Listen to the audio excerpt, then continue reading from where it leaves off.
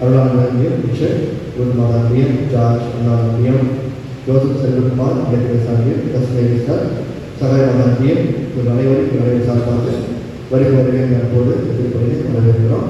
அவருக்காக நான் தொடர்ந்து திருப்பணியை சிறப்பாக செபித்து எல்லோரும் அப்போஸ்தலர்கள் இறைவனுக்கு ஊழியம் செய்கிற, இறைவனுடைய அழைப்பை ஏற்று பணி செய்கிற எல்லாருமே அவர்களுடைய சீடர்களாக அழைக்கப்பட்டிருக்கிறோம் என்பதை உணர்ந்து நாம் எல்லோரும் இந்த திருப்பணியில அவர்களுடைய நற்கருணைப்பணியில் பங்கெடுப்போம். அவருடைய அழைப்பை ஏற்று அவருடைய நற்கருணை வீரர்களாக நச்சின் பணியாளர்களாக நாமமான திருப்பணியை சிறப்பாக செபிப்போம். வேறு திருப்பணியில் நன்றி திருப்பணியாக புனித மிஷா ஆல்பம் சிறப்பிக்கிறார்கள், திலானி கோமஸ்வரம் சிவாக்கும் சிறப்பிக்கிறார்கள், நானும் வீணா கேரக்டர் சிறப்பிக்கிறார்கள், சென்னையில் இந்திய சிறப்பிக்கிறார்கள், பிரான்சிஸ் ஆண்டிக்கும் நன்றி திருப்பணியாக, பெரிஷ் ஷைனுக்கும் நன்றி திருப்பணியாக, ராபர்ட் ஷர்மிளா அஸ்வீஸ் நன்றி திருப்பணியாக ஒப்புக்கொடுக்கிறார்கள். Selvaraj Arokiasamy, Vincent, Christopher Benedict, Shanthi சந்திரமேரி அவர்களுடைய ஆங்கிலேய பட்சத்தால் திருப்பணியானது ஒப்புக் கொடுக்கப்படுகிறது. அன்புக்குரியவர்களை குருத்துவத்தை ஏற்படுத்தும் நாளான என்று நம் அனைவரையும் வழிநடத்தி இந்த புனித வாரத்தில் சிறப்பான தியானங்களை கொடுத்து இந்த 3 நாட்களிலும் இறைவனை அருளை பெற்றுக்கொள்ள நமக்காக வந்திருக்கிற அருட்தந்தை ஆண்டனி வின்சென்ட், அருட்தந்தை அவர்களே, சகோதரர்கள் மற்றும் அருள் சகோதரிகள் அனைவரையும் சிறப்பாக வாழ்த்துகிறேன். தொடர்ந்து இந்த திருப்பணி வழியாக இறைவன் நல்ல ஒரு மாநிலம் கொடுத்து வழிநடத்த வழியாக நாம் சிறப்பான திருப்பணியை செய்வோம். அனைவரும் வேண்டும். சகோதரிகளே, இந்த திருவழிபாட்டில் கலந்து முறையில் பங்கேற்க ஒரு குடும்பமாக நம்முடைய குற்றம் கருவிகளுக்கு அமர்படுத்துவோம். இன்றைய தினம் உன்னதங்களிலே என்ற பாடல் பாடப்படும். அதற்கு முன்னால் நம்முடைய பாவங்களின் மகிமையாளருடன் கேட்போம். எல்லாம் வல்ல இறைவனிடமும்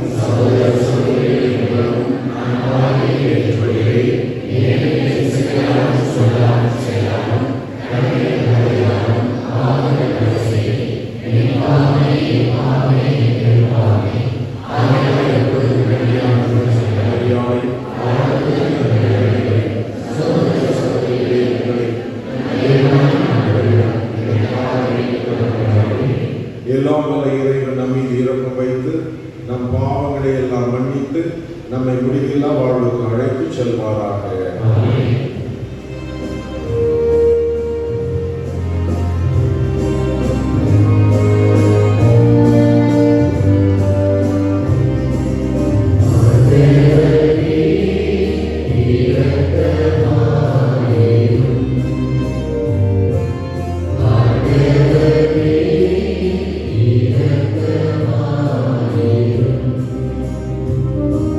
Cristo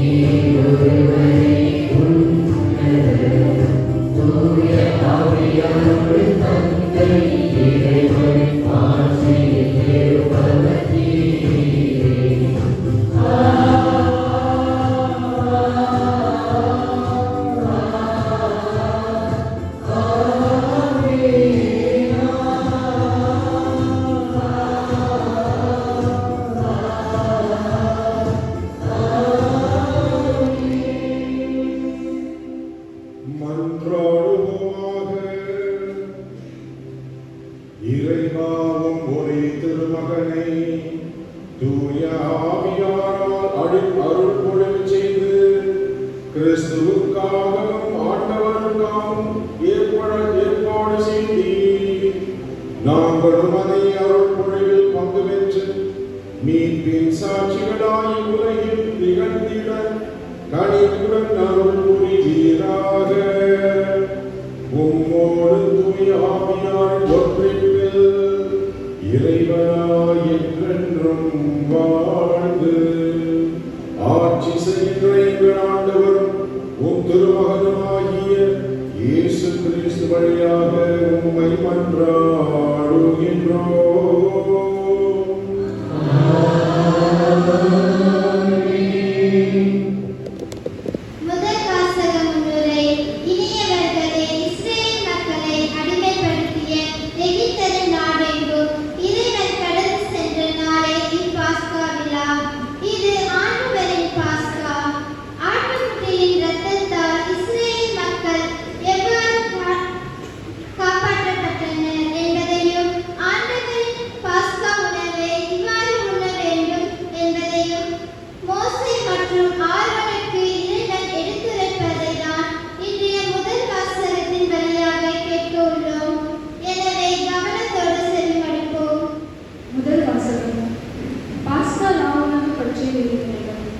விடுதலை பயணம் நூலிலிருந்து வாசகம்.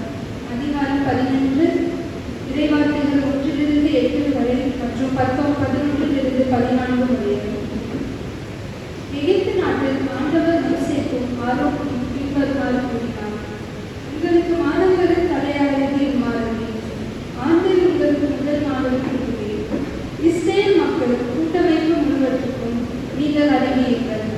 அவர்கள் இம்மாதம் 10ஆம் நாள் குடும்பத்திற்கு ஒரு ஆடு, வீட்டிற்கு ஒரு ஆடு என்று தேர்ந்தெடுத்துக் கொள்ளட்டும்.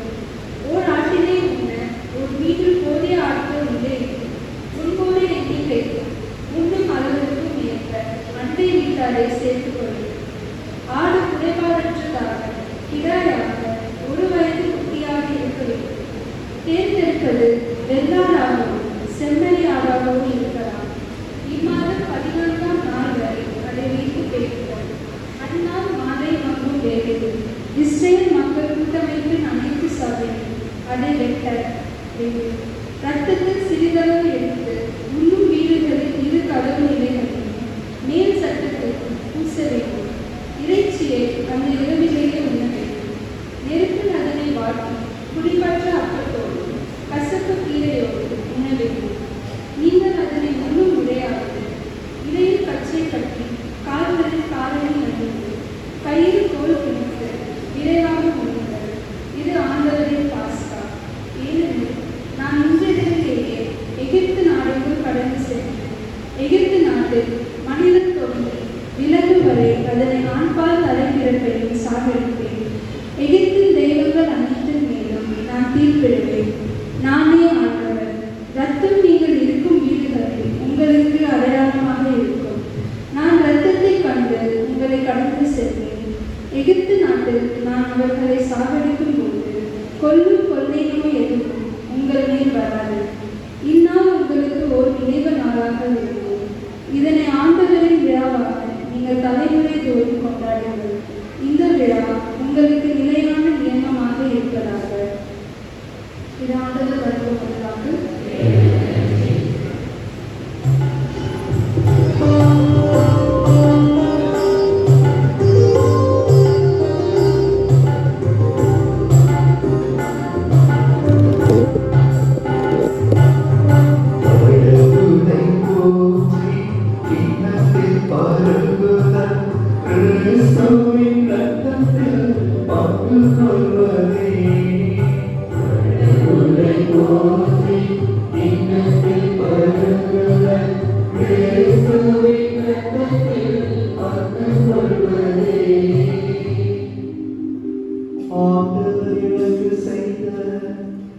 எல்லா நன்மைகளுக்காகவும் நான் அவருக்கு என்னை கைமாறு செய்வேன். மீட்பின் கிண்ணத்தை கையில் கையிலிருந்து ஆண்டவரது பெயரை தொழுவே. கடவுளை போற்றி கிண்ணத்தில் பருகுற கிறிஸ்துவின் இரத்தத்தில் பங்கு கொள்வதே. கடவுளை போற்றி கிண்ணத்தில் பருகுற கிறிஸ்துவின் இரத்தத்தில் பங்கு கொள்வதே. ஆண்டவர் தம் அன்பர்களின் சாவு அவரது பார்வையும் மிக மதிப்புக்குரியது. ஆண்டவரே, நாம் உண்மையாகவே உன் ஊழியம், நாம் உன் பணியார், உன் அடியாரின் மகன், என் கட்டுகளை நீ அவிழ்த்து விட்டீர். கடவுளை போற்றி கிண்ணத்தில் பருகுற கிறிஸ்துவின் இரத்தத்தில் பங்கு கொள்வதே. கடவுளை போற்றி கிண்ணத்தில் பருகுற கிறிஸ்துவின் இரத்தத்தில் பங்கு கொள்வதே. நாம் உமக்கு நன்றிகளை செலுத்துவேன். ஆண்டவராகிய உம் பெயரை தொழுவேன். இப்பொழுதே உம் மக்கள் அனைவரின் முன்னிலையில் ஆண்டவரே, உமக்கு என் பொருத்தனைகளை நிறைவேற்றுவேன். கடவுளை போற்றி கிண்ணத்தில் பருகுற கிறிஸ்துவின் இரத்தத்தில் பங்கு கொள்வதே. கடவுளை போற்றி கிண்ணத்தில் பருகுற கிறிஸ்துவின் இரத்தத்தில் பங்கு கொள்வதே. இரண்டாம் வாசக முன்னுரை. 1 கொரிந்தியர் 11ஆம் அதிகாரம் 23 முதல் 26 முடிய. நமது கிறிஸ்தவ வாழ்வின் மையம் என்பது கோதுமை அப்ப வடிவிலும் திராட்சை ரச வடிவிலும் இயேசுவின் திருவுடலையும் திரு ரத்தத்தையும் ஒவ்வொரு பலியையும் உட்கொள்ளும் நாம் இறைமகன் இயேசுவின் இறப்பையும் உயிர்ப்பையுமே எடுத்து கூறுகின்றோம். இதுவே நம் நம்பிக்கை. இதையே நாம் நம் ஆண்டவரிடமிருந்து பெற்றுக்கொண்டோம் என கூறும் பவுலடியாரின் வார்த்தையை வாழ்வாக்க வேண்டும் என்ற எண்ணத்தோடு கவனமுடன் செவிமடும். இரண்டாம் வாசகம். அப்பத்தை உண்டு கிண்ணத்தில் பருகும் போதெல்லாம் ஆண்டவருடைய சாவை அறிவிக்கிறீர்கள். திருத்தூதர் பவுல் கொரிந்தியருக்கு எழுதிய முதல் திருமுகத்திலிருந்து வாசகம். அதிகாரம் 11 இறைவார்த்தை 23 முதல் 26 முடிய. சகோதர சகோதரிகளே, ஆண்டவரிடமிருந்து நான் எதை பெற்றுக் கொண்டேனோ அதை உங்களிடம் ஒப்படைக்கிறேன். அதாவது ஆண்டவராகிய இயேசு காட்டிக் கொடுக்கப்பட்ட அந்த இரவு அப்பத்தை எடுத்து கடவுளுக்கு நன்றி செலுத்தி அதை விட்டு, இது உங்களுக்கான என் உடல், இதை நினைவாக செய்யுங்கள் என்றார். அப்படியே உணவு அருந்திய பின் கிண்ணத்தையும் எடுத்து, இந்த கிண்ணம் என் ரத்தத்தால் ஏற்படுத்தப்படும் புதிய உடன்படிக்கை, நீங்கள் இதிலிருந்து பருகும் போதெல்லாம் என் நினைவாக இவ்வாறு செய்யுங்கள் என்றார். ஆதலால் நீங்கள் இந்த அப்பத்தை உண்டு கிண்ணத்திலிருந்து பருகும் போதெல்லாம் ஆண்டவருடைய சாவை அவர் வரும் வரை அறிவிக்கிறீர்கள். இது ஆண்டவரின் அருள்வாக்கு.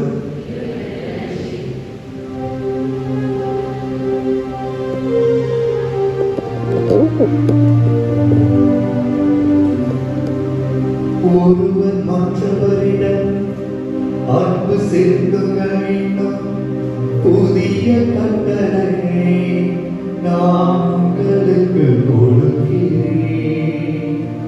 நான் உங்களிடம் அன்பு செலுத்தியது போல நீங்களும் ஒருவர் மற்றவரிடம் அன்பு செலுத்துங்கள் என்கிறார் ஆண்டவர்.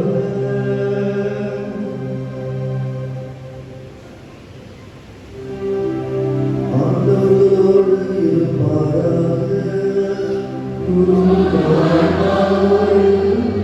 இருப்பாராக.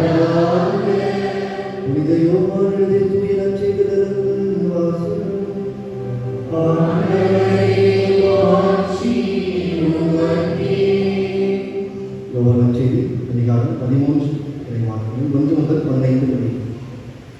பாஸ்கா விழா தொடங்க இருந்தது.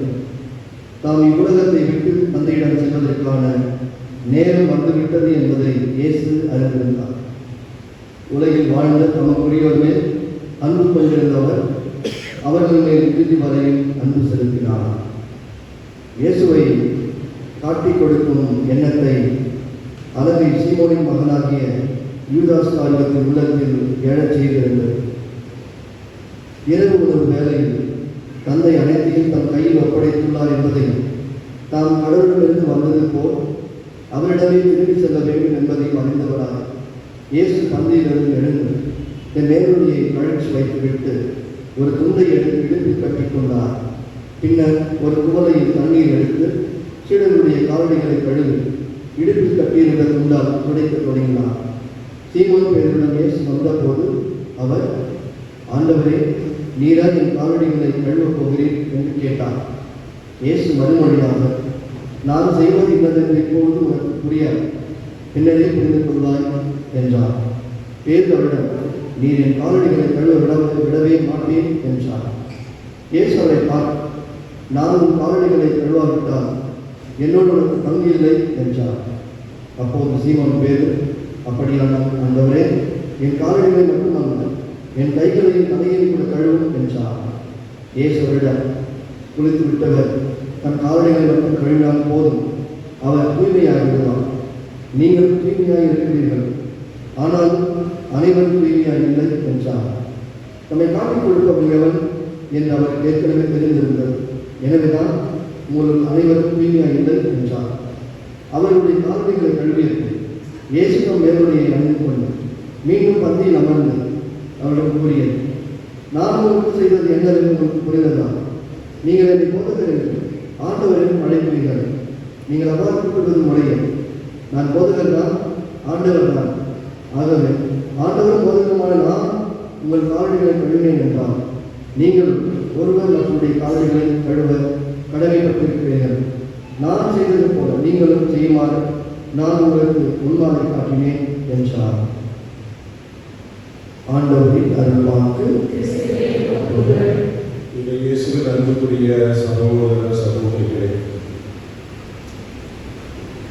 நம்முடைய இந்திய நாட்டின் சுதந்திர தின விழா எந்த நாள் என்றால் நம் அனைவருக்கும் தெரியும். ஆகஸ்ட் மாதம் 15ஆம் தேதி. ஒவ்வொரு வருடமும் ஆகஸ்ட் மாதம் 15ஆம் தேதி நாம் பெற்ற சுதந்திரத்தை நினைவு கூர்ந்து அதை ஒரு திருநாளாக கொண்டாடுகிறோம். ஏறக்குறைய 200 ஆண்டுகளுக்கு முன்பாகவே ஆங்கிலேயர் நம்முடைய நாட்டை வந்து ஆக்கிரமித்து வியாபாரம் செய்கிறோம் என்று சொல்லி வந்து நம்முடைய நாட்டை பிரித்து கொண்டு ஒரு விதத்திலே நம்முடைய நாட்டை அடிமைப்படுத்தி 200 ஆண்டுகளுக்கு மேலாக அவர்கள் இங்கே ஆட்சி செய்தார்கள். அந்த பிடியிலிருந்து விடுவிப்பதற்காக அநேகர் தங்களுடைய உயிரை தியாகம் செய்தார்கள். பலவிதமான துன்பங்களுக்கு உள்ளானார்கள். சிறைச்சாலைக்கு சென்றார்கள். இறுதியாக இந்த சுதந்திர போராட்டம் என்பது நமக்கு ஆகஸ்ட் மாதம் 15ஆம் தேதி கொடுக்கப்பட்டது. இதை நாம் ஒவ்வொரு வருடமும் கொண்டாடி கொண்டிருக்கிறோம். இதை ஏன் சொல்கிறேன் என்றால், இன்று நாம் செய்கின்ற இந்த திருவழிபாட்டினுடைய முக்கியமான அம்சம் என்னவென்றால், இஸ்ராயேல் மக்கள் எகிப்து நாட்டிலே 400 ஆண்டுகளுக்கு மேலாக அவர்கள் அடிமைத்தனத்தில் வாழ்ந்து வந்தார்கள். கடவுள் அவர்களுடைய அழுகுரலை கேட்டு அவர்களை விடுவிக்க வந்தார். மோசேயை தேர்ந்தெடுத்தார். அவரை பார்வோனிடம் அனுப்பி என்னுடைய மக்களை விடுதலை செய்ய சொன்னார். அது நடந்த நிகழ்ச்சிகள் எல்லாம் நமக்கு தெரியும். இறுதியாக ஆண்டவர் மோசேயிடம் சொல்லி, இன்று இரவு நீங்கள் ஆயத்தமாயிருங்கள், ஏனென்றால் இன்று இரவு கடவுள் உங்களை விடுவிக்கப் போகின்றார். 400 ஆண்டுகள் அடிமைத்தனம் கருத்திலிருந்து உங்களை விடுவிக்கப் போகின்றார். ஆகவே நீங்கள் எவ்வாறு தயார் செய்ய வேண்டும் என்பதை இன்றைய முதல் வாசகத்தில் நாம் வாசிக்கிறோம். முதல் வாசகத்திலே அவர்கள் என்ன செய்ய வேண்டும்? அவசரமாக அவர்கள் அனைவரும் குடும்பமாக சேர்ந்து இரவு உணவை உண்ண வேண்டும்.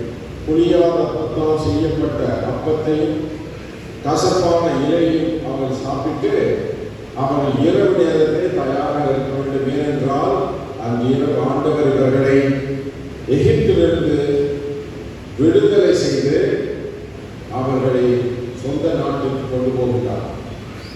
அவர் எவ்வாறு விடுதலை செய்தார் என்றால், செங்கடலை கடந்து அவர்கள் தங்களுடைய சொந்த நாட்டுக்கு செல்ல போகிறார்கள்.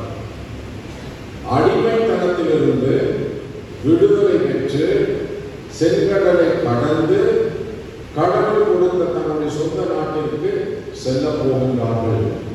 அதனுடைய துவக்கம் தான் இன்றைய இரவு அங்கே நடக்கின்ற ஒரு சடங்கு. குடும்பமாக சேர்ந்து நீங்கள் இந்த உணவை விரைவாக உண்டு தயாராக இருக்க வேண்டும். ஆண்டவர் கடந்து வருகிறார்.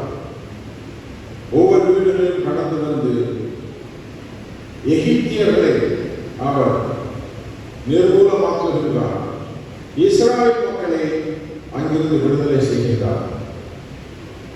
திருநூலிய நிபுணர்கள், அதாவது பைபிள் ஸ்காலர்ஸ் சொல்லுவோம், அவர் சொல்கிறார்கள், ஏறக்குறைய 20 லட்சம்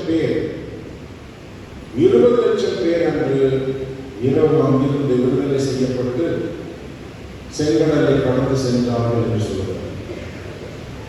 செங்கடலை கடந்து செல்வது, பாஸ்கா என்றால் கடந்து செல்வது என்று அர்த்தம். அதற்கு தான் வருடத்தில் ஒரு திருநாள் இருக்கிறது, பாஸ்கா என்ற திருநாள். கடந்து செல்லுதல், அடிமைத்தனத்திலிருந்து சுதந்திரமாக இருக்க அவர்கள் கடந்து சென்ற நாள். ஆகவே இஸ்ராயல் மக்களுக்கு கடவுள் சொன்னது போல ஒவ்வொரு ஆண்டும் இந்த விழாவை நினைவு கூர்ந்து அவர்கள் கொண்டாட வேண்டும். எவ்வாறு கொண்டாட வேண்டும் என்பதையும் அவர் பழைய ஏற்பாட்டில் குறிப்பிட்டிருக்கிறார். ஆகவே ஒவ்வொரு வருடமும் அவர்கள் இந்த பாஸ்கா விழாவை குடும்பமாக சேர்ந்து கொண்டாட வேண்டும். இதன் அடிப்படையில் தான் திருச்சபை இன்று அந்த நாளை நினைவு கூர்ந்து பழைய ஏற்பாட்டிலே கொடுக்கப்பட்டிருக்கின்ற அந்த பாஸ்கா விழாவை முடித்து வைத்து புதிய பாஸ்கா விழாவை தொடங்குவதற்காக இயேசு இன்றைய தினம் இந்த இரவு உணவை ஒரு குடும்பமாக சேர்ந்து அந்த மேல் மாளிகையை அவர் அருந்துகிறார். பழைய ஏற்பாட்டிலே கொண்டாடப்பட்ட அந்த பாஸ்கா உணவு, அந்த பாஸ்கா என்ற நினைவு கிறிஸ்து முடித்து வைத்து புதிய பாஸ்காவாக, இனிமேல் ஆட்டுக்குட்டியுடைய ரத்தம் தேவையில்லை, இப்பொழுது நமக்கு இயேசுவே ஆட்டுக்குட்டியாக அந்த பாஸ்கா விழாவிலே நமக்கு ஒரு புதிய அர்த்தத்தை கொடுத்திருக்கிறார். ஆகவே சகோதர சகோதரிகளே, இந்த பாஸ்கா விழாவிலே இன்றைய இறை வழிபாட்டிலே நாம் தியானிக்க வேண்டிய 3 முக்கியமான கருத்துக்களை முன்னுரையில் சொன்னார். இன்று அன்பிற்கு இலக்கணம் தந்த நாள். அன்பிற்கு இலக்கணம் தந்த நாள். கிறிஸ்து நமக்கு அன்பை பற்றி விளக்கம் கூறியது, இலக்கணம் சொன்னார். நற்கருணை, கிறிஸ்து வாழ்வின் அடித்தளம், ஆணிவேர். ஆகவே நற்கருணை என்ற அருட்சாதனத்தை அவர் இந்த இரவு தொடங்கி வைத்தார். அதோடு குருத்துவம் என்ற அருட்சாதனத்தையும் பணி வாழ்வில் ஈடுபட ஆண்டவர் அழைக்கின்றார். ஆகவே சகோதர சகோதரிகளே, இந்த 3 விஷயங்களை நான் சுருக்கமாக உங்களுக்கு விவரிக்க விரும்புகிறேன். முதலாவதாக அன்பின் இலக்கணம். அன்பின் இலக்கணம் கிறிஸ்துவ அடிப்படையிலே 3 விதமான அன்புகள் உள்ளன. 3 விதமான அன்பு. அதாவது நீங்கள் துணி கடைக்கு போய் ஒரு சேலை வாங்கணும்னாக்க அதை போடுவோம். அவன் கேட்பான், எந்த ரேட்டு கேட்குறீங்கன்னு சொல்லுவோம், உங்களுடைய பட்ஜெட் என்னன்னு கேட்பான். 3 விதமான அந்த சேவைகளை கொஞ்சம் போட்டு இது கொஞ்சம் மட்டமான ரகம், இது நடுத்தரமான ரகம், இது ஒரிஜினல் உண்மையானது, ஆகவே உங்களுடைய பட்ஜெட்டின் படி நீங்கள் எது வேண்டும் என்று கேட்கிறீர்களோ அப்படி எடுத்துக்கொண்டு சொல்லணும். எதற்கு இந்த உதாரணம் சொல்கிறேன் என்றால், அன்பு என்பது 3 விதமாக இங்கு பார்க்கப்படுகிறது. கிறிஸ்துவ கண்ணோட்டத்தில் முதலாவதாக உள்ள அன்பு ரொம்ப மலிவான அன்பு, ரொம்ப சீப்பான அன்பு. அது நமக்கு தேவை. அந்த அன்பை நாம் எப்படி இனம் கண்டு கொள்கிறோம் சகோதர சகோதரிகளே? ஆங்கிலத்தில் அதை என்ன சொல்லுவாங்க தெரியுமா? இராட்டிக் லவ். இராட்டிக் லவ் என்றால் உன்னுடைய ஐம்புலன்களுடைய ஆசைகளை நிறைவேற்றுவதுதான் இந்த அன்பு. உதாரணமாக சொல்லுறேன் கேளுங்க.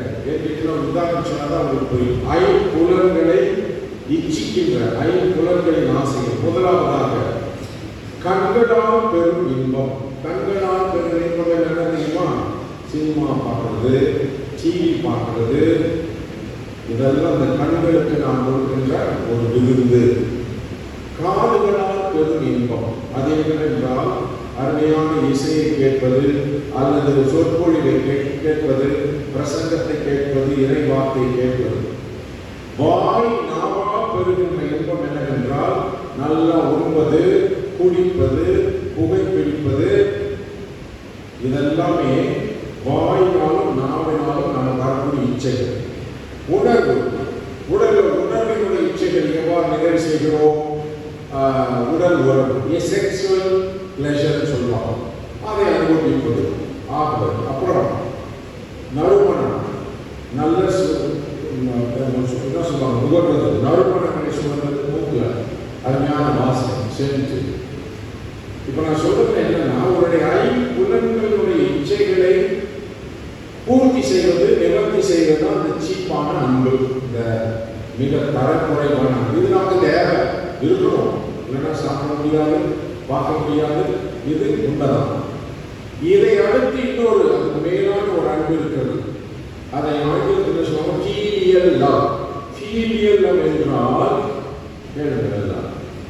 தாய் தந்தை குழந்தைகள் மீது காட்டும் அன்பு, கணவன் மனைவி மீது காட்டும் அன்பு, பெற்றோர் பிள்ளைகள் மீது காட்டக்கூடிய அன்பு, இயற்கையான அன்பு. அது மட்டுமல்ல, ஒரு நாட்டின் மீது நமக்குள்ள பற்று, அதுவும் இந்த அன்புதான். ஒரு மொழியின் மீது ஒரு நமக்குள்ள அன்பு. சில வாசகங்களை பார்த்து தமிழ்நாட்டில் உடல் மண்ணுக்கு உயிர் தமிழுக்கு சொல்றாங்க. இது என்ன அன்பு? இது ஃபீலியல் அன்பு. அப்படின்னா கொஞ்சம் உயர்ந்தது. அதன் பிறகு இந்த அன்பு நமக்கு தேவை, இதுவும் நமக்கு தேவைதான். மூன்றாவது ஒரு அன்போடு, அதுதான் கிறிஸ்துவ அன்பு. என்ன அந்த கிறிஸ்துவ அன்பு? பழைய ஏற்பாடு சொல்லப்பட்டிருக்கிறது, உன் விரோதிகளை நீ வெறுத்து உன்னை அன்பு செய்வோரை நீ திரும்பி அன்பு செய். நான் உங்களுக்கு சொல்கிறேன், உங்கள் விரோதிகளை நீங்கள் மன்னித்து அவர்களை அன்பு செய்யுங்கள். உங்கள் விரோதிகளை மன்னித்து அன்பு செய்யுங்கள். இது கிறிஸ்துவ அன்பு. இதுக்கு பேர் அகாப்பே லவ் என்று சொல்வார்கள். அகாப்பே லவ் என்றால் கிறிஸ்து நமக்கு கற்றுக் கொடுத்த மிக உயர்வான ஒரு அன்பு தான் இந்த அகாப்பே அன்பு என்பது. இதை நாம் யாருமே பின்பற்றுகிறோமா என்றால் பெரும்பாலும் பின்பற்றுவது இல்லையே என்றால் இது மிக கடினமானது. உன்னை வெறுத்தவனை, உனக்கு தீங்கு செய்தவனை நீ எவ்வாறு அன்பு செய்ய முடியும்? உன்னுடைய விரோதியை எவ்வாறு அன்பு செய்ய முடியும்? இது முடியாத காரியம் என்று நாம் சொல்லுவோம். ஒரு உதாரணம் சொன்னால் உடனே உங்களுக்கு புரிஞ்சுக்கிறேன். நான் அன்னைக்கு ஒரு சினிமா காட்டினா தெரியுமா? என்ன சினிமா? ராணி மரியா சகோதரின் சினிமாவை பார்த்தீங்களா? அதுதான் கிறிஸ்துவ அன்பு, அதுதான் அகாப்பே லவ். என்னாச்சு அன்னைக்கு? இது நம்ம செய்வோமா? அன்னைக்கு ஒரு பேர் அழுது போனாங்க. அந்த சினிமாவை பார்த்துட்டு அழுது போனாங்க. அழுது போற ஒரு விஷயம் வருது. நம்மால் அப்படி செய்ய முடியுமா? நம்மால் அப்படி செய்ய முடியுமா? அந்த ராணி மரியா சகோதரி, தாய், தந்தை எல்லோருமே அந்த கொலைகாரனை ஏற்றுக்கொண்டு தன்னுடைய குடும்பத்தில் ஒருவனாக அவனை மன்னித்து அவனை அரவணைத்து அன்பை காட்டினார். இதுதான் கிறிஸ்துவ அன்பு. இதை பற்றி சின்னப்ப சொல்கிறார் மிக தெளிவாக. ரோமேலிருந்து 5வது அதிகாரத்தில் சொல்கிறார், நல்லவன் ஒருவனுக்காக இழப்பது எல்லோரும் ஏற்புடையது. நல்லவன் ஒருவனுக்காக நாம் பாவிகளாக இருந்த பொழுதே கிறிஸ்து நமக்காக மரித்தார். பாருங்க, கடவுள் நமக்கு காட்டிய அன்பு எப்படிப்பட்ட அன்பு! நாம் பாவிகளாக இருக்கும் பொழுதே, பசாசுக்கு அடிமையாகி, பாவத்துக்கு அடிமையாகி, சாவுக்கு அடிமையாக இருந்த நம்மை அவர் எப்படி தன்னுடைய அன்பை காட்டினார் என்றால், தன்னுடைய அன்பை, தன்னுடைய உயிரை கொடுத்து நம்மை மீட்டார். இதுதான் அகாப்பே இல்லாம என்று சொல்வார், உயர்ந்த கிறிஸ்துவ அன்பு. இந்த அன்பை வெளி உலகத்தில் யாருமே ஏற்றுக்கொள்ள மாட்டார்கள். இதெல்லாம் கோழைத்தனம் சொல்வாங்க. கிறிஸ்துவ அன்பு கோழைத்தனம் இல்லை. உயர்ந்த அன்பு ஏனென்றால், கடவுள் இந்த உலகத்தை எவ்வாறு அன்பு செய்தார் என்றால், தன்னுடைய ஒரே மகனை உலகத்துக்கு அனுப்பி பாவத்தின் பிடியில் இருந்தும், சாவின் பிடியில் இருந்தும், பசாசு பிடியில் இருந்து நம்மை விடுவித்து பரலோக வாழ்வை நாம் கொடுத்தார், மீட்பை கொடுத்தார். இதுதான் கிறிஸ்து சொல்லுங்க. நான் உங்களுக்கு சொல்கிறேன், நான் உங்களை அன்பு செய்தது போல நீங்களும் ஒருவரை அன்பு செய்யுங்கள். அவரை செய்து காட்டினார், சொன்னதை செய்து காட்டினார். ஆகவே உண்மையான கிறிஸ்தவன் என்பவன் அந்த ராணி மரியா சகோதரனுடைய வாழ்க்கையிலே அவங்களும் அவர் குடும்பத்தாரும் செய்த காரியத்தை நாமும் செய்ய முயற்சிக்க வேண்டும். நீ எந்த அன்பை விரும்புகிற தெரியுமா? வாழ்க்கை கூட என்ன தெரியுமா? இந்த ஈராட்டிக்கலாம், எதை உண்போம், எதை குடிப்போம், எதை அனுபவம், இதுதான் வாழ்க்கையில் போயிட்டு இருக்கு. லைஃப் பிரின்சிபிள் சொல்லுவாங்க. உடைய வாழ்க்கையினுடைய குறிக்கோள் என்னன்னா, நல்லா சாப்பிடணும், நல்லா சந்தோஷமா இருக்கணும், உடலை பேணி காக்கணும், எதை உண்போம், எதை குடிப்போம், எதையுடைய ஐம்புலன்களை திருப்திப்படுத்துகிறதோ அதுதான் என்று சொல்லி வாழ்க்கைக்கு தான் போயிட்டு இருக்கோம். ஒருவேளை அடுத்து உன்னுடைய மனைவி, உன்னுடைய மக்கள், உன்னுடைய பிள்ளைகளை ஒரு அன்பு செய்யும். ஆனால் இந்த அகாப்பே லவ் என்பதை, கிறிஸ்துவ அன்பு என்பதை நாம் பின்பற்றுவது மிக மிக மிக அரிது. ஏனென்றால் நாம் இன்னும் அதை நம்முடைய வாழ்க்கை என்ற சோதனை கூடத்தில் நாம் சோதித்து பார்க்க வேண்டும். உடனே என்ன சொல்லுவாங்க, நம்மளால முடியாதுப்பா, என்னை எதிர்த்தவங்க, எனக்கு விரோதமாக நடந்தவங்க, என்னை பற்றி பழி கூறியவர்கள், என் மேல கேஸ் போட்டவங்க, இவங்க எப்படி திருவிழாங்க, இவரெல்லாம் நான் போய் எப்படி அன்பு செய்வது? இதைத்தான் நம்ம சொல்லிட்டு இருக்கோம். ஆனால் ஆண்டவர் தான் சொல்றாங்க, என்னுடைய கட்டளை, அவர் கொடுத்த கட்டளை, முதல் கட்டளை, அன்பின் கட்டளை, நான் உங்களை அன்பு செய்வது போல நீங்களும் ஒருவரை அன்பு செய்யுங்கள். இது முதல் கட்டளை. இன்றைய நாம் தியானிக்க வேண்டும். நாம் மனசில் எடுத்துக்கோம், நான் இந்த மாதிரி அன்பு செய்வதற்கு தயாராக இருக்கின்றேனா, அல்லது இந்த சீப்பிரகமான இந்த மலிவான அன்பு, எதை கொடுப்போம், எதை குடிப்போம், புலன்களை மட்டும் நம்ம திருப்திப்படுத்திட்டு வாழ்க்கை வாழ்ந்து வச்சுக்கோமா, அல்லது என் குடும்பம், என்னுடைய மனைவி மக்கள் அவங்கதான் என்னுடைய நண்பர்கள், அதை மட்டும் போது என்று வாழ்ந்துக்கிறோமா? இல்லை, அதை விட மேலெழுந்து உயரமான இந்த உன்னதமான இந்த அகாப்பே லவ், இந்த உண்மையான அன்பை நாம் வாழ்வில் வாழ்ந்து காட்ட நாம் முயற்சி செய்ய மாட்டால் முயற்சி செய்ய வேண்டும். அது முக்கியமான. இதுதான் இன்று முதலாவது நாம் தியானிக்கின்ற அம்சம், அதாவது அன்பின் கட்டளை. இரண்டாவதாக ஆண்டவர் நமக்கு கொடுக்கிறது என்னவென்றால், சகோதர சகோதரிகளே, நற்கருணை என்ற அருட்சாதனத்தை நமக்கு இன்று ஏற்படுத்திய நாள். அவர்கள் அனைவரும் மத்தியிலே அமர்ந்த பொழுது ஆண்டவர் தன்னுடைய சீடர்களை அழைத்து அவர் ஏற்படுத்திய முதல் திருப்பலி அங்கு பெரியவியாழன் இரவு நடந்த முதல் திருப்பலி. அவர் என்ன சொன்னார் தெரியுமா? ஒவ்வொரு முறையும் நீங்கள் அனைவரும் கூடி வந்து அப்பத்தை குட்டும் பொழுது, திராட்சை ரசத்தை உண்ணும் பொழுது அதை நினைவாக செய்யுங்கள் என்று சொன்னார். நமக்கும் ப்ராட்டஸ்டன்ஸ் உள்ள பெரிய வித்தியாசம் அன்னைக்கு சொன்னவங்க என்ன தெரியுங்களா?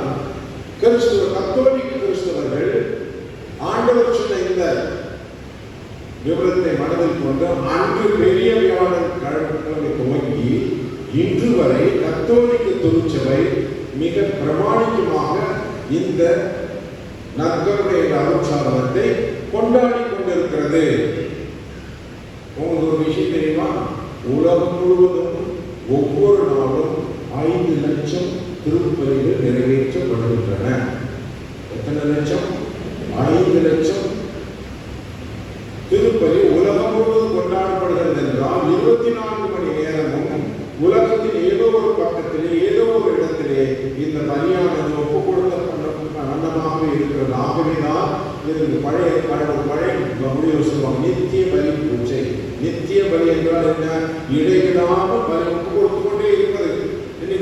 நீங்க மனசுல வச்சுக்குவோம். உலகம் முழுவதும் உள்ள கத்தோலிக்க திருச்சபைகளிலே இந்த திருப்பலியானது கொண்டாடப்பட்டு கொண்டிருக்கிறது. ஒவ்வொரு முறையும் மக்கள் வந்து குருவோடு சேர்ந்து திருப்பலி கொடுக்கும் பொழுது இந்த 5 லட்சத்துல இது ஒன்றே.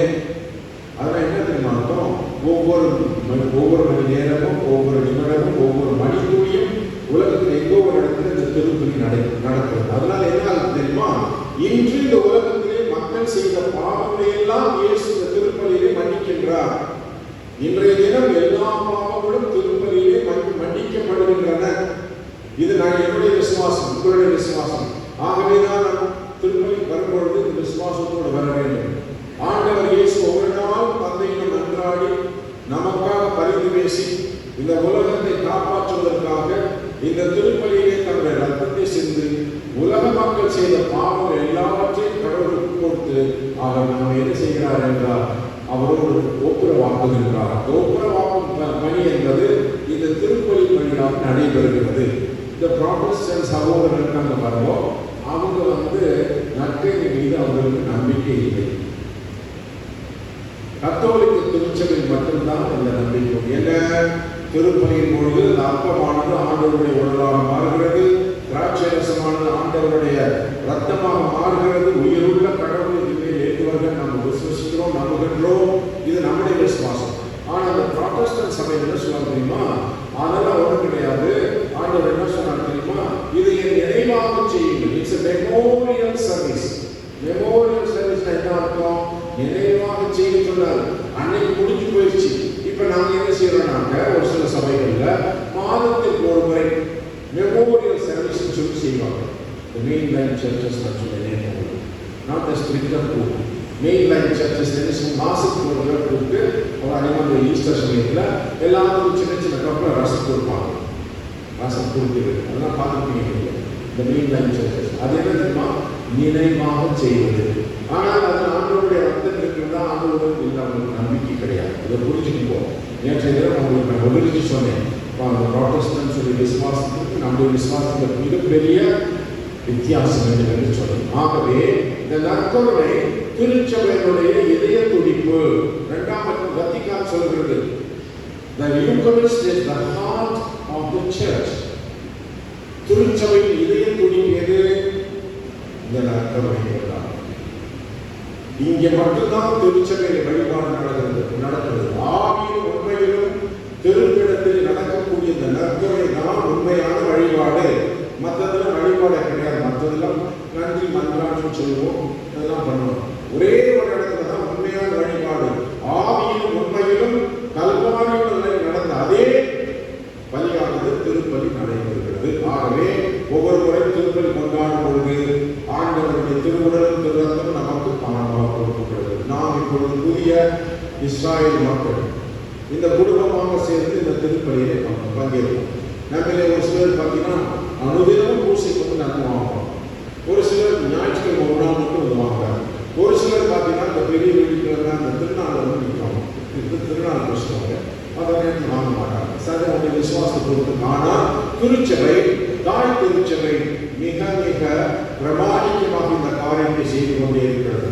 உலகத்தின் எல்லா கோவில்களிலும் எல்லா நேரங்களிலும் திருப்பலி கொடுக்கப்படும். இப்போது 7 மணி, சென்னையில் 7 மணி, அமெரிக்காவில் விடியற்காலம் மிக விடியற்காலம் நடக்குது.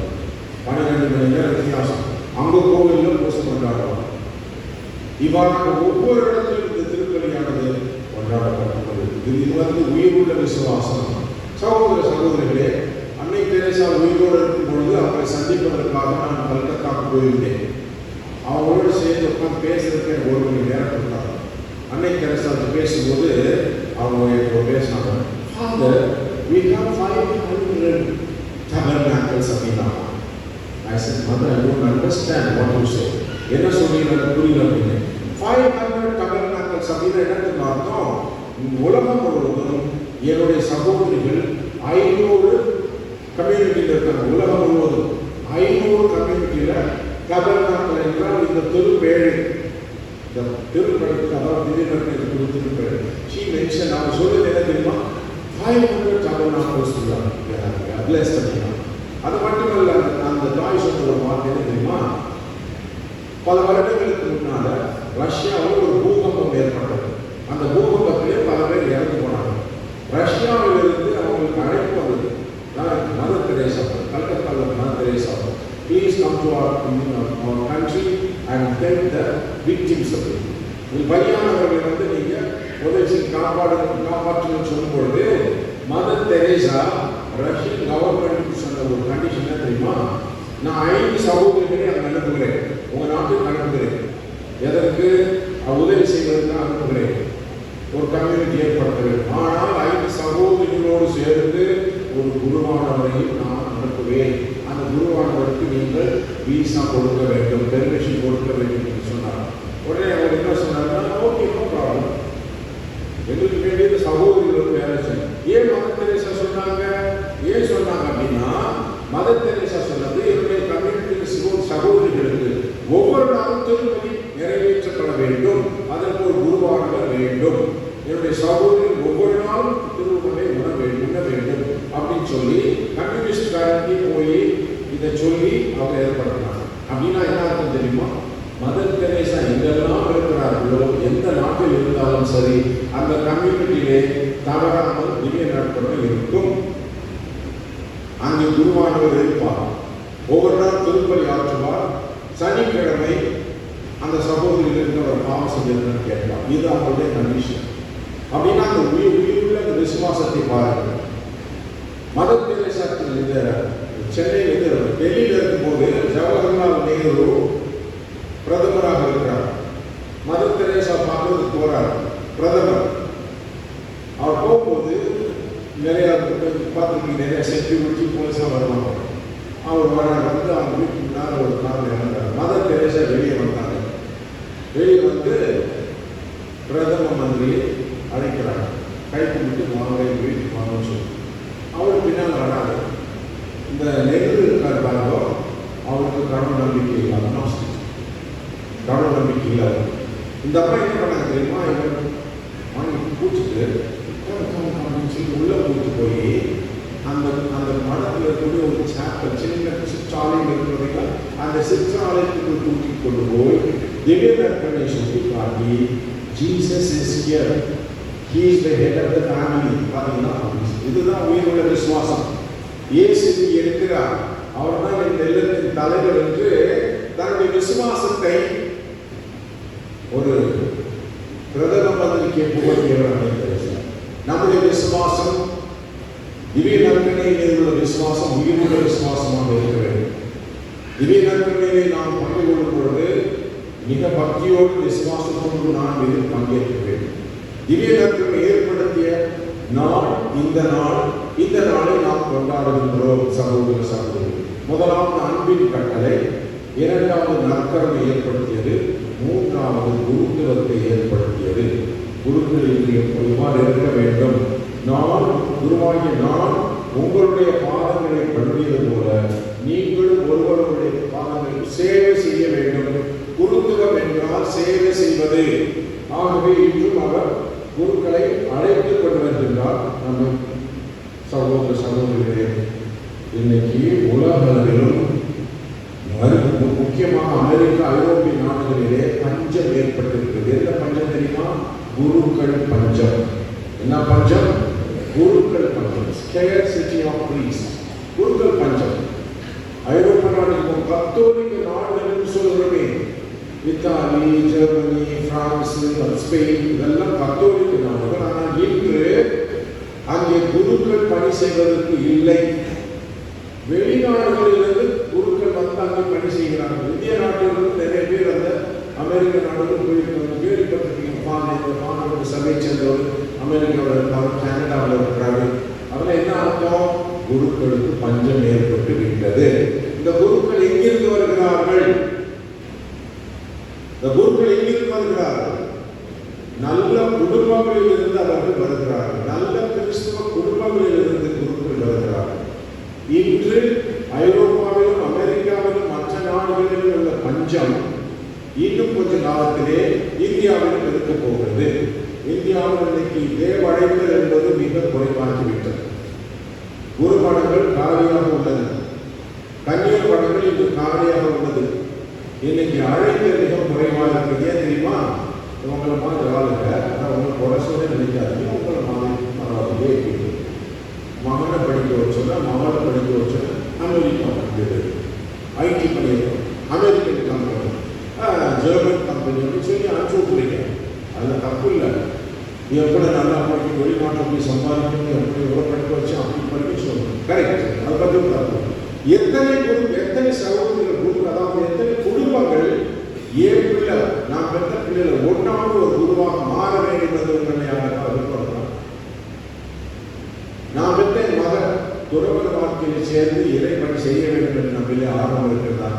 பிள்ளைகளை படிக்க வைக்கிறோம், வெளிநாட்டு படிக்க வைக்கிறோம். அவங்க ஐடி படிக்கிறாங்க, என்னென்னமோ உயர்வான இடத்துல இருக்கிறவங்க நிறைய சம்பாதிக்கிறாங்க. ஆனால் குருக்களுடைய நிலைமை என்ன? வரக்கூடிய காலங்களிலே குருக்களுடைய பஞ்சம் இருக்க போகிற சகோதர சகோதரிகளே. கனடா நாட்டில் பார்த்தீங்கன்னாக்க, கனடா நாட்டில் என்னுடைய நண்பர் போய் அங்கே வேலை செஞ்சார். அவர் சொல்கிறாரு, அந்த பங்கில் கனடாவில் ஒரு பங்கு, அந்த பங்கில் 85,000 மக்கள். அந்த ஒரு பங்கில் உள்ள மக்களுடைய தொகை 85,000 பேர். இந்த 85,000 பேருக்கு ஒரு குருவானவர். அவருக்கு வயசு 80. என் நண்பர் போய் அவருக்கு உதவி செய்கிறார். 85,000 பேருக்கு ஒரே ஒரு குருவானவர். அவருக்கு வயசு 80. கல்லாடி கொண்டு அவர் அங்கே இருக்கிறார். என்னுடைய நண்பர் அங்கே சென்று அவருக்கு உதவி குருவாக திருப்பி வந்துவிட்டார். அப்படின்னா என்ன அர்த்தம்? எவ்வளோ இடங்கள்ல எவ்வளோ மக்கள் இருந்தாலும் திருப்பணி இல்லை, ஆண்டுகளை திருப்பணி கொண்டாடுவதற்கு குருக்கள் இல்லை. அதுவும் நமக்கு வரப்போகிறது. நாம் கடவுளுக்கு மன்றாடுவோம். நீங்க செய்ய வேண்டியது முதலாவது இறை அழைத்தலுக்காக ஜெபம் செய்யணுமா? ஆண்டவரே, நான் பெற்ற என் பிள்ளை அல்லது என்னுடைய பெயர் என்னுடைய பேத்தி யாராவது ஒருவரை இறை அழைத்தலுக்கு ஏற்றுக்கொள்ள வேண்டும் என்று நான் சொல்லுவேன். ஏன் சொல்றேன்னு கேட்டீங்கன்னா, இன்னும் கொஞ்ச நாள் தான். நீங்களாம் எவ்வளோ நாளைக்கு இருக்க போறீங்க? ஒரு 25 வருஷம், 25 வருஷம் இருப்பீங்கன்னா 30 வருஷம் இருப்பீங்களா? உங்களுக்கு மனை போகிறீங்க. நீங்கள் போன இருக்காடு உங்களுடைய குடும்பத்திலே என்ன நடக்க போகிறது? தலைமுறையாக என்ன நடக்க போகிறது? திருச்சபைகளையும் அதுதான். வரக்கூடிய காலங்களிலே திருச்சபையிலே குருக்கள் என்ற பஞ்சம் ஏற்பட போகிறது. ஆகவே அதற்காக நான் ஜெபிக்க வேண்டும் என்று சகோதர சகோதரிகளே. இன்றைய தினம் நான் உங்களிடம் பகிர்ந்து கொண்ட 3 விஷயங்கள் என்னவென்றால், அன்பின் கட்டளை. உண்மையான கிறிஸ்துவாங்கி எது என்றால், இந்த ராணி மரியாதை வாக்கிய மனசு வச்சுதான். ரோமியர் திருமுகம் 5:7 நல்லவர்களுக்காக உயிரிழந்தது, நாம் பாவிகளாக இருக்கும்போதே கடவுள் நம்மை நன்மை செய்தார். 2வது நற்கருணை என்ற அருட்சாதனத்தை ஏற்படுத்தினார். 3வதாக குருத்துவத்தை ஏற்படுத்தினார். குருக்கள் விஷயத்தில் பேசும்பொழுது சகோதர சகோதரிகளே, ஒருத்தர் குருவானவராகனாக்க எத்தனை வருஷம் தெரியுமா? வாங்க, நீங்க எந்த வருஷம் சேர்ந்தீங்க? 2018. இப்போ எங்க இருக்கு? எந்த நிலைமையில் இருக்கு? 7 years முடிச்சுட்டாங்க. எத்தனை வருஷம் இருக்காங்க? இன்னும் 5 வருஷம் இருக்கா? 12 வருஷம். 12 வருஷம் அப்படி பண்ணா குருவான ஆக போறாங்க. நீங்க குழந்தை எப்ப செய்யுங்க?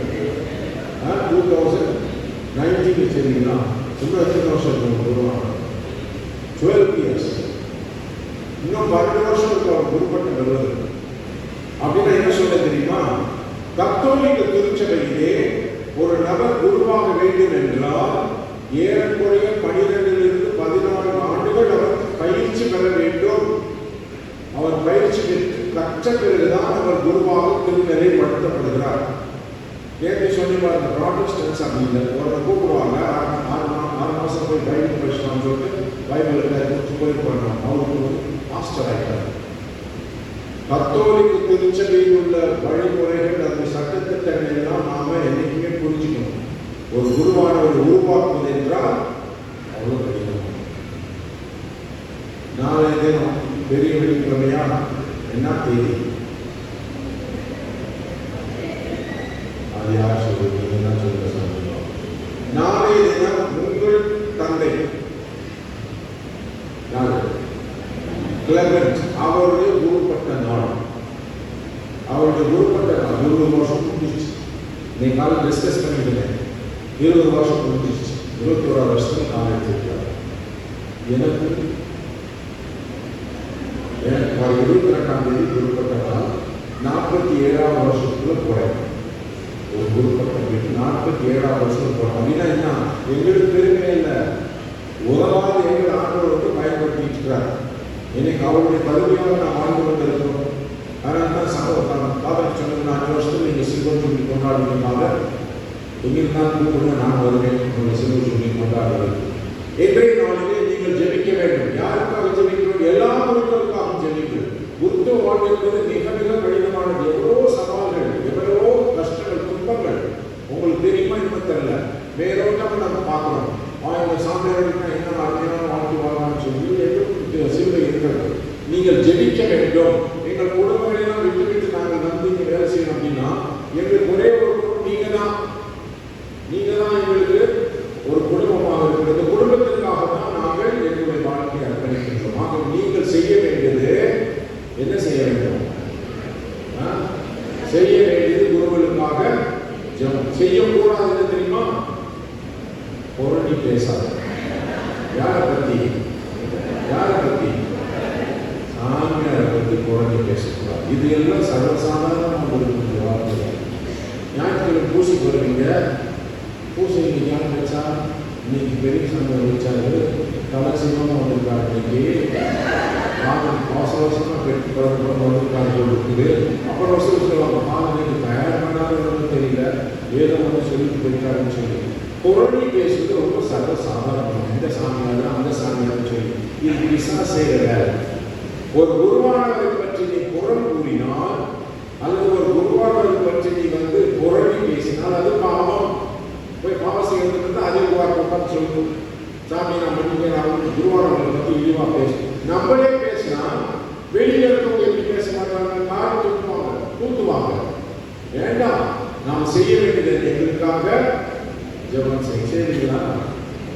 எல்லாம் பூசை முடிஞ்சு வரணுமா? சாமி எனக்கு பர்த்டே எனக்கு பிளஸ் பண்ணுங்க, சாமி எனக்கு பிறகு நாள் பிளஸ் பண்ணுங்க, சாமி எங்கள் அம்மா எனக்கு போன நாள் ஜெபம் பண்ணி சொல்லி அதெல்லாம் வருவீங்க. நாம ஜெபம் பண்ணுவோம். நாம் அவங்களுக்காக ஜெபம் பண்றோம். எங்களுக்காக நீங்க ஜெபம் பண்ணுவீங்களா? பண்ணுவீங்களா? இந்த மரியாதை செஞ்சு மட்டும் சொல்றாரு பண்ணுவோம். மற்றவங்க சொல்லுவாங்க இருக்கிற மற்றவங்க ஜெபம் பண்றது சாமி. எங்களுக்காக நீங்க ஜெபம் செய்யுங்க. ஏன்னா உங்களுடைய ஜெபத்தில் தான் நாங்கள் வாழ்கிறோம். ஆகவே சகோதர சகோதரிகளே, இன்றைய தினம் ஆண்டவர் நான் கொடுக்கிற 3 முக்கியமான என்னவென்றால் அன்பின் கட்டளை, 2வது நற்கருணை என்ற அருட்சாதனம், உயிருள்ள அருட்சாதனம், 3வது குருத்துவம் என்ற அருட்சாதனம். இந்த 3ஐ நினைவு கூர்ந்து நாம் தொடர்ந்து இந்த திருப்பலிகள் பங்கேற்கும். இப்போது நடக்க போகின்ற சரண் என்னவென்றால், அன்று இயேசு தன்னுடைய சீடர்களுடைய பாதங்களை கழுவியது போல இந்த குருவானவர் தன்னுடைய செயலின் வெளிப்பாடாக இங்கே வந்திருக்கக்கூடியவர்களுடைய பாதங்களை கழுவுவாங்க. ஆகவே பக்தியோடு அனைவரும் சேர்ந்து இந்த நிகழ்ச்சிகளில் பங்கேற்று ஜெபத்தோடு இந்த காரியங்களை நடத்த வேண்டும் என்று வந்தார்கள். அன்னை மரியாள் குருக்களின் தாய் நமக்காக பரிந்து பேசுவாளாக.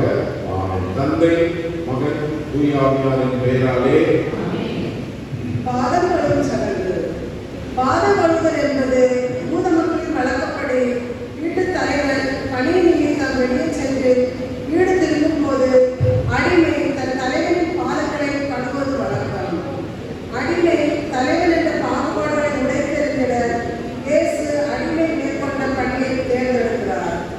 தங்களுக்குள் யார் பெரியவர் என்ற விவாதம் சீடர்களிடையே எழுந்தபோது பணிவிடை பெற அல்ல, பணிவிடை புரியவே வந்து உங்களையும் பணிவிடை புரிதலவே அழைத்துள்ளே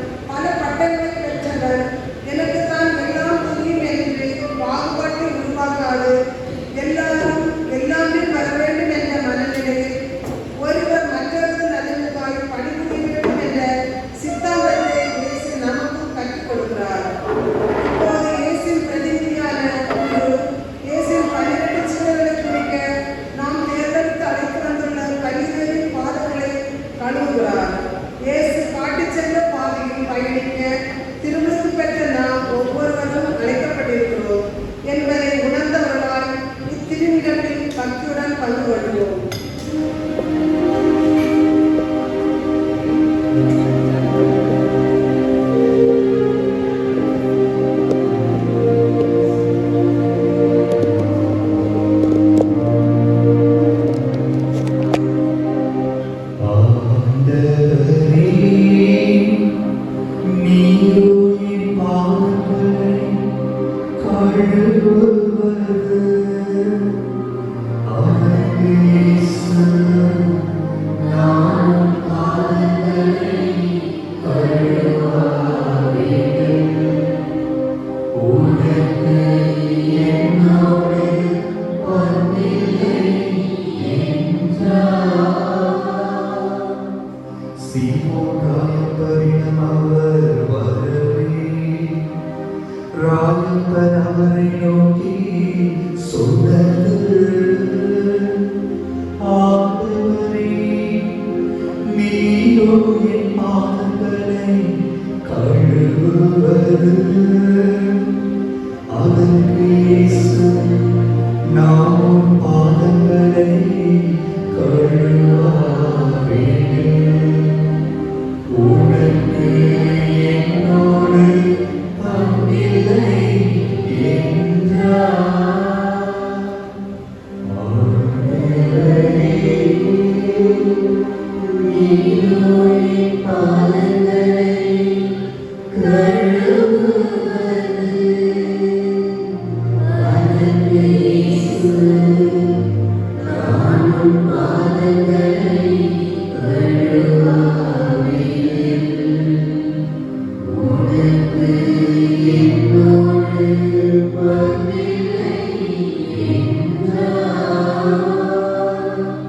நாம் செய்வது இன்னதென்று உனக்கு இப்போது தெரியாது, பின்னரே விளங்கும்.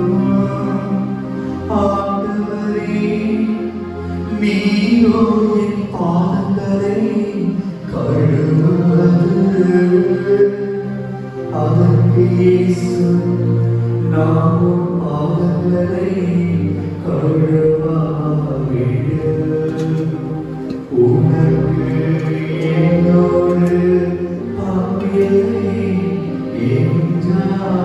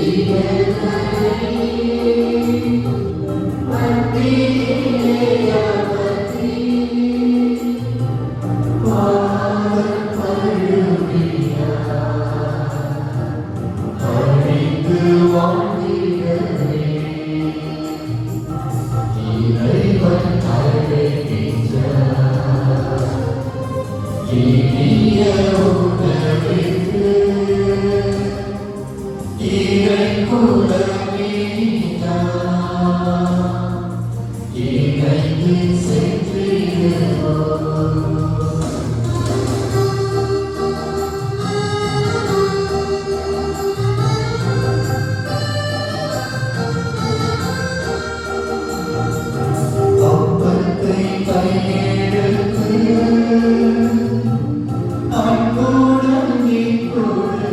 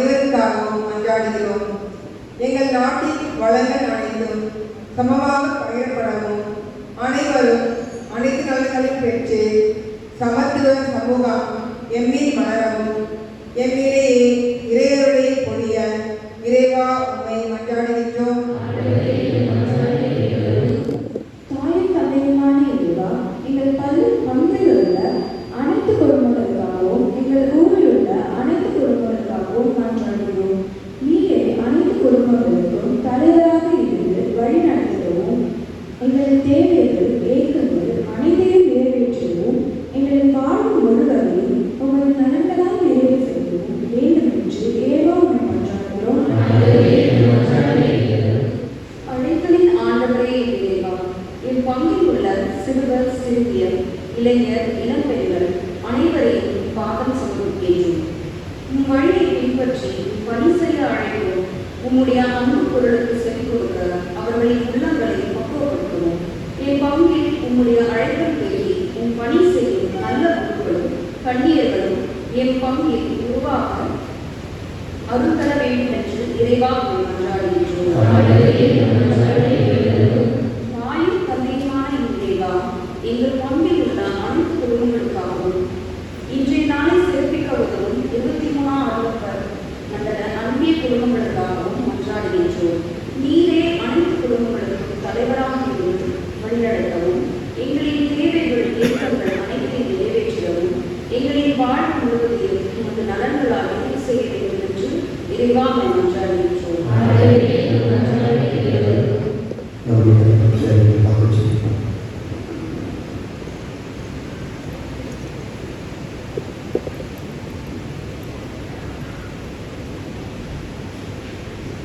அன்பு தந்தை இறைவா, இந்த நாளிலே இயேசுவினுடைய மறைமுறைகளை நாங்கள் தியானித்து அவரோடு இணைந்து நாங்கள் மறைமுறைகளில் பங்கேற்றுக் கொண்டிருக்கிறோம். இன்று ஏற்படுத்திய அந்த அன்பின் விழாவிற்காகவும், நற்கருணை என்ற அருட்சாதனத்திற்காகவும், குருத்துவம் என்ற அருட்சாதனத்திற்காகவும் நன்றி கூறுகிறோம். இந்த பங்கில் உள்ள அனைவரையும் ஏற்று எங்களை ஒரே குடும்பமாக ஆசீர்வதித்து எங்களுடைய தேவைகளை எல்லாம் கேட்டு உங்களுடைய திருச்சித்தலையோ அதன்படி எங்களுக்கு அருள வேண்டும் என்று உங்களுடைய மகன் எங்கள் ஆண்டவருமான இயேசு நாமத்தில் மன்றாடுகிறோம். நல்ல பிதாவே, ஆமென்.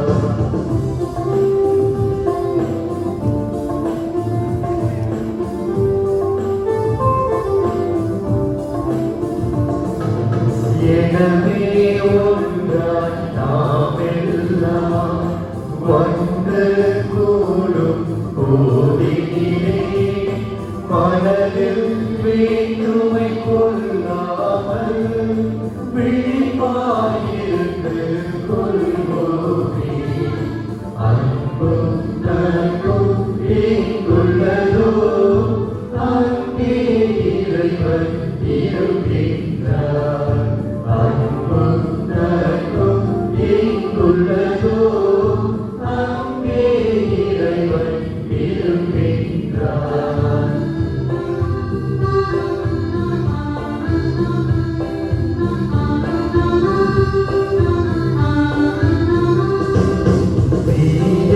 சச்சரவுகள் ஒழித்திடுக, பிணக்குகள் எல்லாம் போய் ஒழிக, நமது மத்தியில் நம் இறைவன் கிறிஸ்து நாதன் இருந்திடுக. அன்பும் நட்பும் எங்குள்ளதோ அங்கே இறைவன் இருக்கின்றார். அன்பும் நட்பும் எங்குள்ளதோ அங்கே இறைவன் இருக்கின்றார்.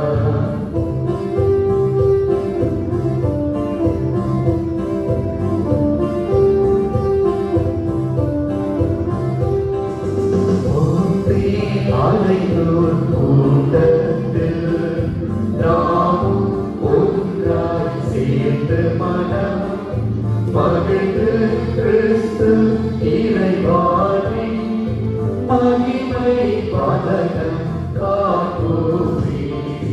அன்பும் நட்பும் எங்குள்ளதோ அங்கே இறைவன் இருக்கின்றார். அன்பும் நட்பும் எங்குள்ளதோ அங்கே இறைவன் இருக்கின்றார்.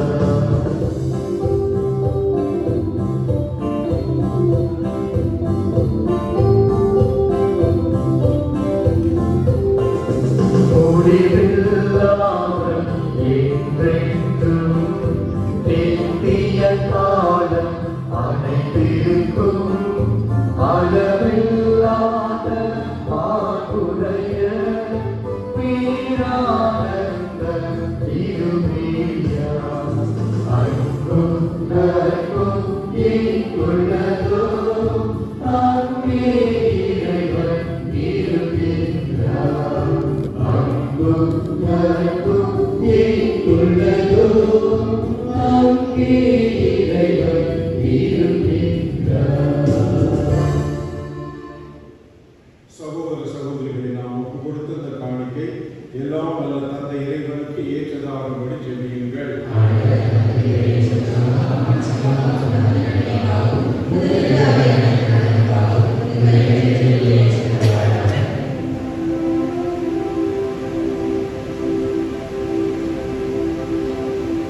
மன்றாடுவோமாக. ஆண்டவரே, இப்பொழுதெல்லாம் இப்பலியை நினைவு கொண்டாடப்படுகின்றனவோ அப்பொழுதெல்லாம் எங்கள் மீட்பின் செயல் நிறைவேற்றப்படுகின்றது. எனவே நாங்கள் இம்மறை நிகழ்வுகளில் தகுதியுடன் பங்கேற்க எங்களுக்கு அருள் புரிவீராக. எங்கள் ஆண்டவராகிய கிறிஸ்து வழியாக உம்மை மன்றாடுகின்றோம்.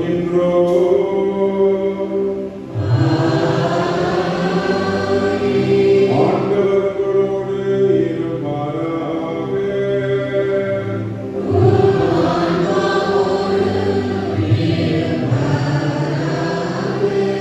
இதயங்களை ஆண்டவரிடம் எழுப்புங்கள்.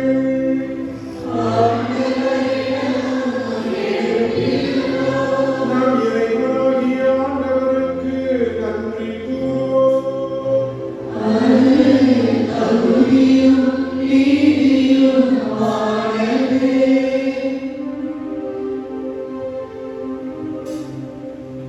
ஆண்டவரே,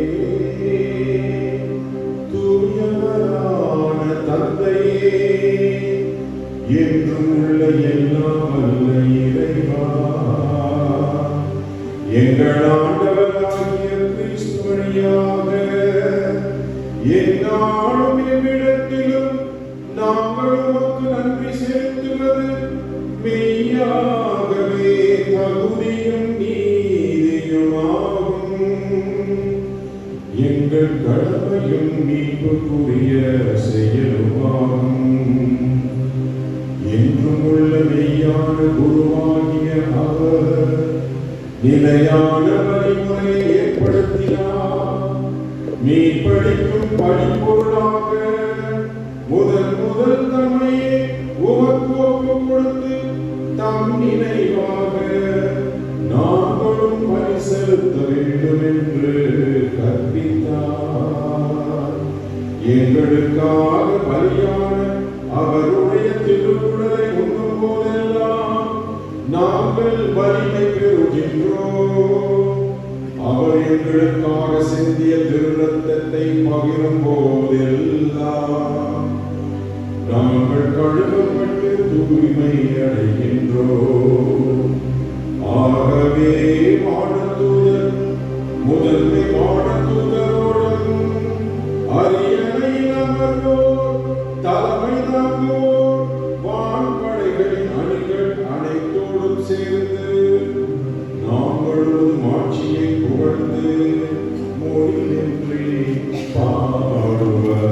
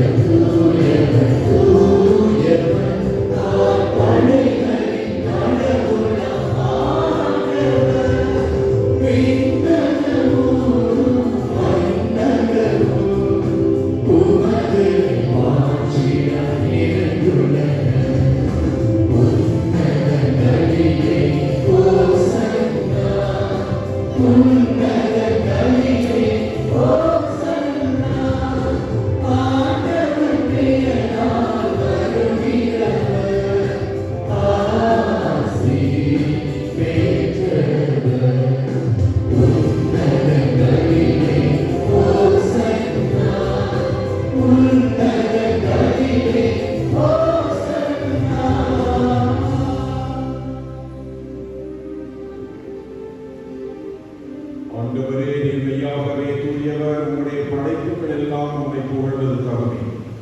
ஏனெனில் உம் திருமகனாகிய எங்கள் ஆண்டவர் இயேசு கிறிஸ்து வழியாக தூய ஆவியாரின் செயலாற்றலால் அனைத்தையும் உயிர்த்து தூய்மைப்படுத்துகின்றேன். கதிரவன் தோன்றி மறையும் வரை உமது பெயருக்கு தூய காணிக்கை ஒப்புக் கொடுக்குமாறு உமக்கென மக்களை இடையரால் ஒன்று சேர்த்து வருகிறேன். உமக்கு அர்ப்பணித்த நாங்கள் கொண்டு வந்து அதை ஆவியால் தூய்மைப்படுத்த உம்மை தாழ்மையுடன் மன்றாடுகின்றோம். இவ்வாறு எங்கள் திருமகனாகிய எங்கள் ஆண்டவர் இயேசு கிறிஸ்துவின் உடலாகவும் இரத்தமாகவும் இவை மாறுபடவாக அவர் பணித்தவாறே இம்மறை நிகழ்வுகளை கொண்டாடுகின்றோம். ஏனெனில் அவர் காட்டிக் கொடுக்கப்பட்ட இரவில் அப்பத்தை எடுத்து உமக்கு நன்றி செலுத்தி ஆசி வழங்கி அதை விட்டு தம் சீடர்களுக்கு அளித்து அவர் கூறியதாவது: அனைவரும் இதை வாங்கி கொள்ளுங்கள். ஏனெனில் இது உங்களுக்காக கையளிக்கப்படும் என் உடல்.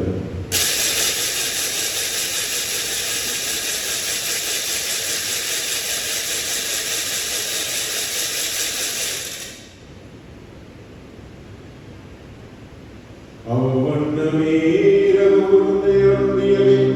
கிண்ணத்தையும் எடுத்து உமக்கு நன்றி செலுத்தி ஆசி வழங்கி அதை தம் சீடர்களுக்கு அளித்து அவர் கூறியதாவது: அனைவரும் இதிலிருந்து பெற்று பருகுங்கள். ஏனெனில் இது புதிய நிலையான உடன்படிக்கைக்குரிய என் ரத்தத்தின் எண்ணம். இது பாவ மன்னிப்புக்கென்று உங்களுக்காகவும் பலருக்காகவும் சிந்தப்படும். இதை என் நினைவாக செய்யுங்கள்.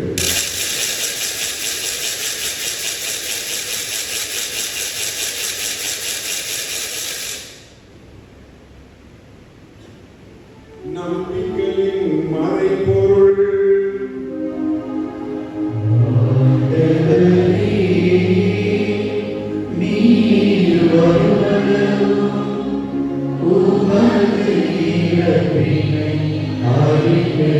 அறிக்கையிடுகின்றோம்.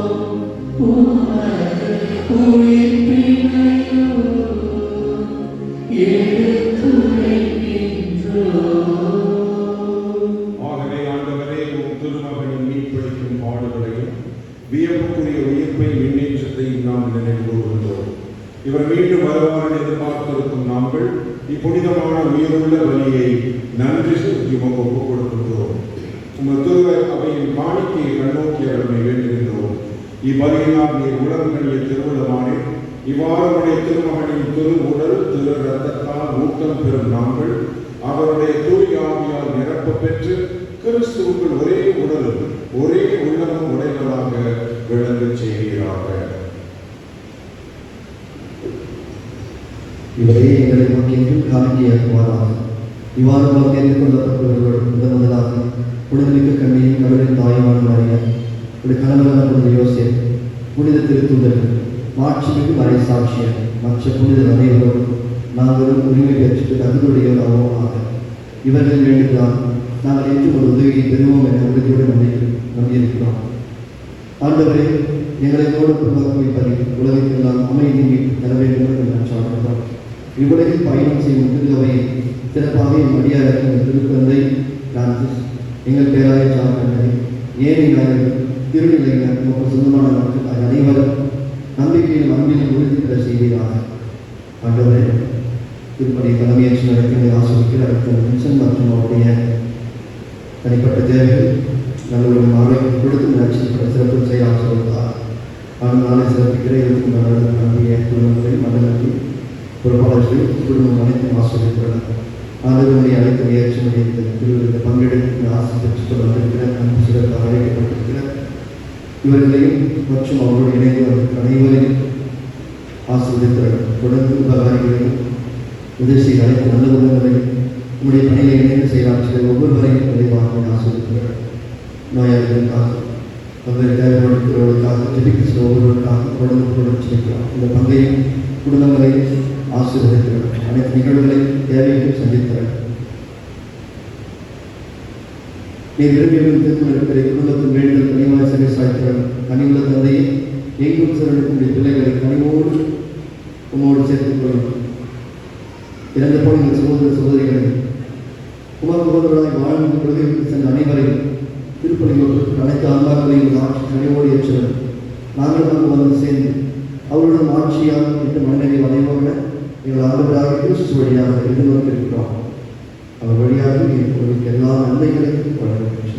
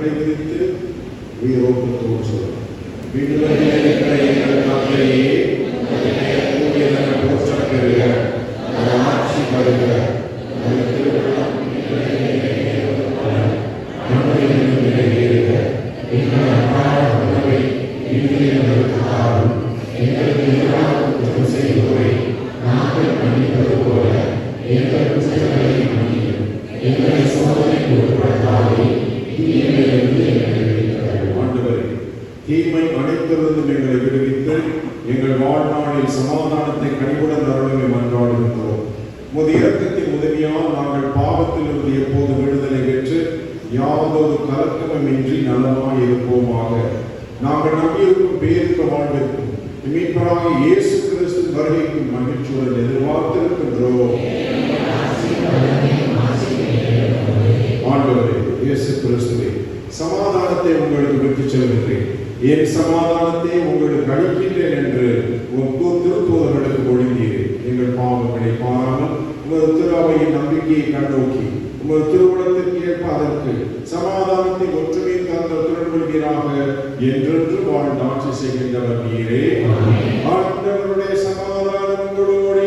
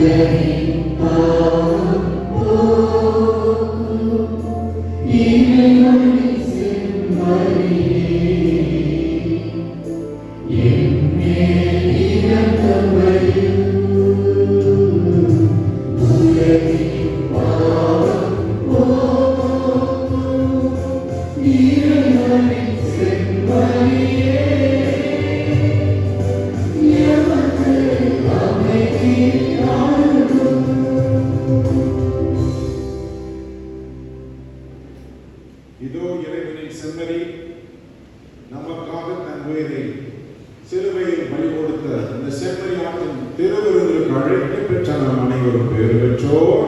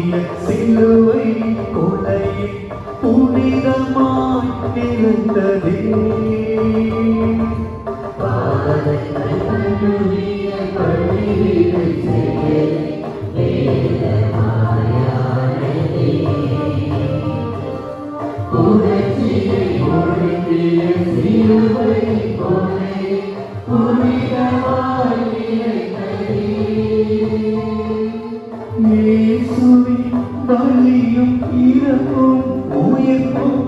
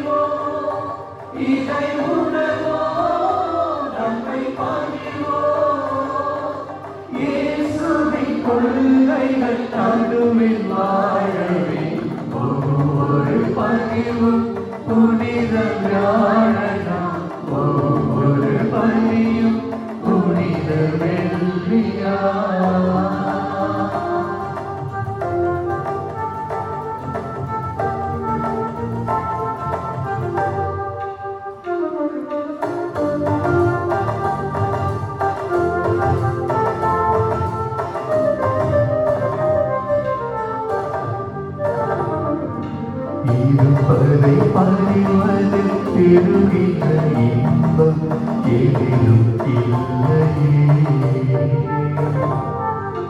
இழப்பதை வாழ்வென ஏற்றிடும் லட்சியம் இறுதியில் வெல்லுமே.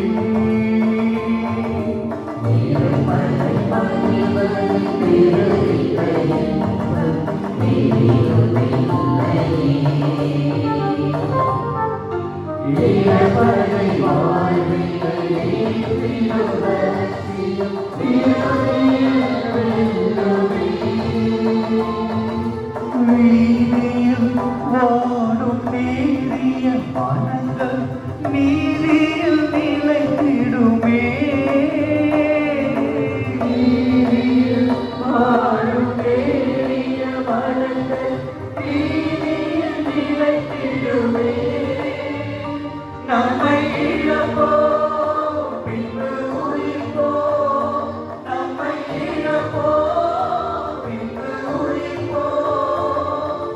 நாளைய உலகின் விடியலாகவே ஒவ்வொரு பகிர்வும் புனித வியாழனாம். ஒவ்வொரு பணியும் புனித வெள்ளியா. ஒவ்வொரு பணியும் உயிர்ப்பினாயிரம். ஒவ்வொரு மனிதனும் இன்னொரு இயேசுவா. அந்த இயேசுவை உணவாய் உண்போம். இந்த பாரியில் அவராய் வாழ்வோம்.